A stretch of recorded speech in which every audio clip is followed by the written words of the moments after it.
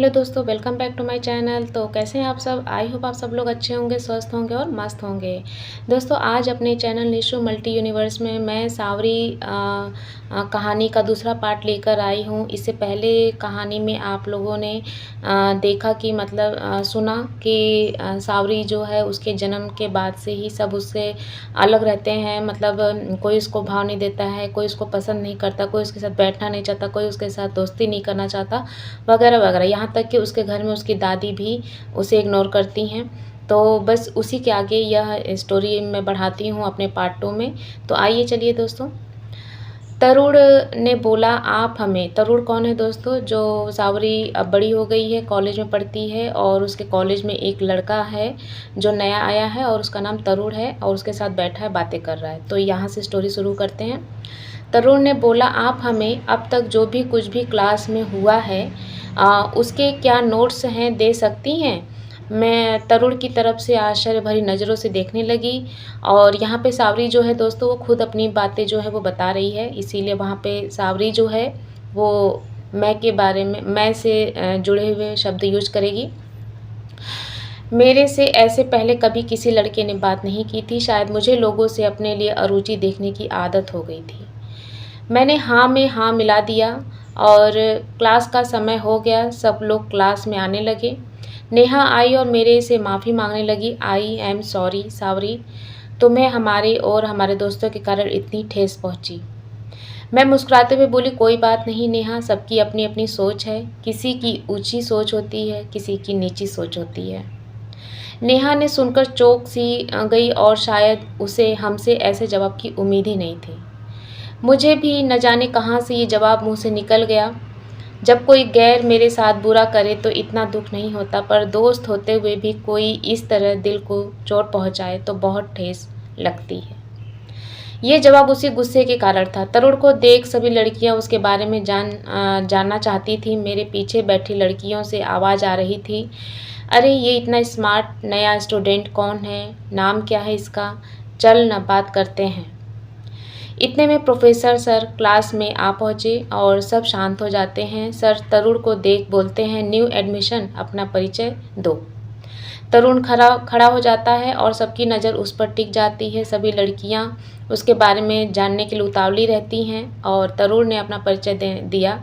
तरुण से प्रोफेसर ने पूछा, तो इतने दिन का जो लेक्चर मिस हो गया है वो कैसे करोगे?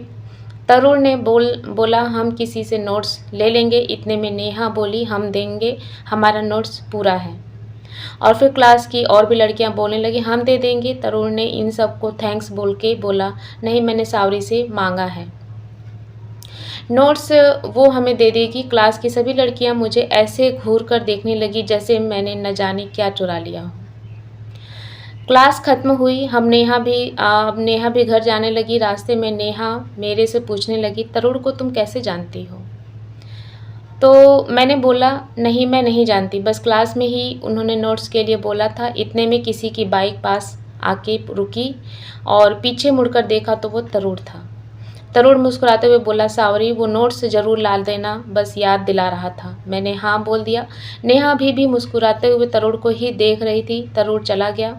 नेहा बोली, सावरी बुरा न मानना, पर घर में सब लड़के बहुत मतलबी होते हैं और तुम ज़्यादा चक्कर में मत पड़ना। मतलब कि सब लड़के मतलबी होते, तुम उनके चक्कर मत पड़ना और तरुण के भी चक्कर में नहीं पड़ना।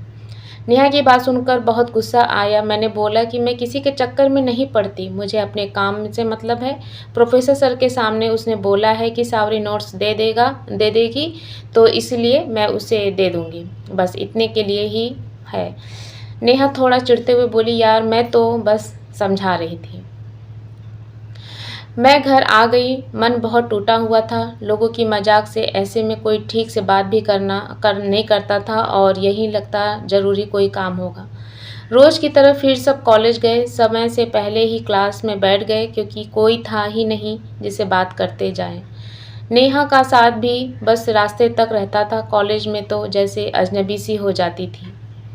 थोड़ी देर में पता चला कि आज पहला लेक्चर के प्रोफेसर नहीं आए हैं। क्लास में मैं अकेली बैठी थी।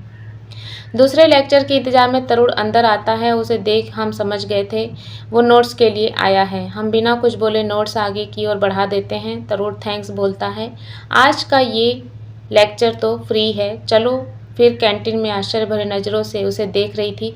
आज तक किसी लड़के ने ऐसे नहीं पूछा। मैंने मना कर दिया, नहीं हम अभी पढ़ रहे हैं, और हमने अपनी नज़र वापस अपने किताब में डाल दी। तब तरुण अभी भी वहीं पे खड़ा था, वेट कर रहा था।